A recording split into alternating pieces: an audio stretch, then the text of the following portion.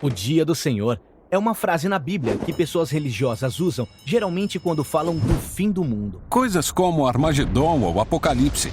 Você deve conhecer essa imagem de Jesus retornando num cavalo branco e traz uma espada para o juízo final. E todos querem saber como isso vai acontecer. Muitas dessas imagens vêm do último livro da Bíblia, mas para entender você precisa voltar para o primeiro livro.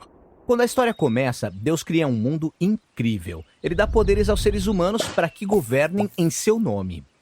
Mas os seres humanos são tentados por esse misterioso personagem que não é humano. Ele oferece uma promessa. Vocês podem definir o bem e o mal como quiserem e se colocar no lugar de Deus. E eles fazem isso. As histórias seguintes são sobre relacionamentos rompidos e a violência como resultado. Sim, essa promessa gera grandes problemas. Agora todos têm que se proteger e lutar por sobrevivência e usam a morte como arma para ganhar poder. E depois vem a história sobre como construíram a cidade da Babilônia. Ou Babel em hebraico. Todos se juntam para se elevarem ao lugar de Deus. E Deus sabe como isso pode ser devastador. Uma cultura determinando o bem e o mal como se fossem Deus. Então Deus confunde seus idiomas e os dispersa. A partir daqui, a Babilônia se torna um ícone na história bíblica. Uma imagem que representa a rebelião de toda a humanidade contra Deus. A próxima vez que a gente vê isso é na história do Egito. Isso, Faraó, o rei do Egito, se sente ameaçado pelos imigrantes israelitas e começa a matar todos os meninos, escravizando o resto. Isso é muita maldade. O Egito é como a Babilônia, só que maior e pior. São egoístas e abusam dos outros, redefinindo o mal como o bem. Então Deus usa a maldade de Faraó contra ele. O orgulho faz Faraó continuar, e ele é engolido pela morte. Depois desse grande livramento, os israelitas cantam uma música sobre como Deus é o guerreiro que libertou o povo do mal. Os israelitas se referem a esse momento como o dia. O dia que foram resgatados de um sistema corrupto. Todos os anos até hoje, os israelitas comemoram o dia da libertação com uma refeição simbólica de um cordeiro sacrificado. É a Páscoa. Finalmente Israel entra em sua terra, agora tem seus reis e enfrenta novos inimigos. Então, o antigo dia do Senhor, comemorado em toda a Páscoa, cria a esperança de que Deus vai trazer esse dia de novo, para salvar Israel de todas as ameaças.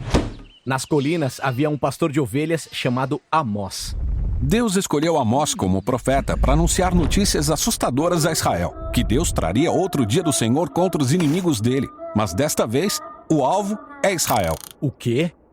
É triste, mas os reis de Israel escolheram redefinir o bem e o mal como queriam. E o resultado foi corrupção e violência.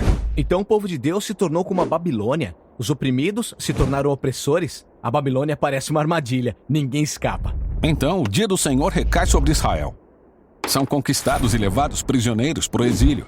A partir daí, Israel sofreu sob o domínio de vários impérios opressores. E é nesse ambiente que Jesus nasce. Sim, nessa época Roma era o império que oprimia Israel. Então Jesus confronta e elimina Roma? Não. Para Jesus, o inimigo real era um mal desumano e misterioso. O mal que tinha seduzido a Babilônia, o Egito, Roma e Israel. Toda a humanidade embarcou na promessa de poder feita pelo mal. Por isso Jesus resistiu sozinho no deserto, quando foi tentado a ceder a esse poder egoísta. Mas ele não cedeu, e logo depois começa a confrontar os efeitos do mal sobre os outros. Ele começou a dizer que ia para Jerusalém, na Páscoa, para enfrentar o mal de Israel e Roma através da sua morte. Morte? Isso parece uma derrota. Jesus deixou o mal esgotar todo o seu poder, usando a única arma que o mal tem: a morte. Jesus sabia que o amor e a vida de Deus eram muito mais poderosos, que ele poderia vencer o mal ao se tornar o Cordeiro da Páscoa, dando sua vida em um ato de amor. E tudo mudou naquele dia. Quando Jesus derrotou o mal, ele abriu um novo caminho para as pessoas escaparem da Babilônia e descobrirem esse novo poder, essa nova forma de ser humano. Tudo bem, alguma coisa mudou, mas o poder do mal continua por aí, e a gente continua construindo novas versões da Babilônia. Certo? Então, o último livro da Bíblia, Apocalipse, aponta para o futuro e último dia do Senhor. É quando o reino de Deus vai confrontar a grande Babilônia, que representa todas as nações do mundo. É isso. Armagedon, juízo final. Como Jesus vai acabar com o mal? Não é como você pensa. Em Apocalipse, o Jesus vitorioso é simbolizado por um cordeiro sacrificial ensanguentado. E quando Jesus aparece montado em seu cavalo branco para enfrentar o mal, ele já está sangrando, antes da batalha começar. Já tá sangrando? Essa é uma imagem estranha. Sim, porque Jesus não quer o nosso sangue. Pelo contrário, ele venceu com o sangue dele, morrendo pelos seus inimigos. E a espada está em sua boca.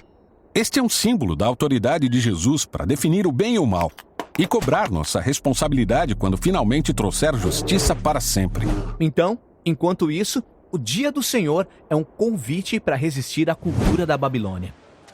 E é uma promessa de que Deus um dia vai libertar nosso mundo da corrupção e realizar tudo o que prometeu.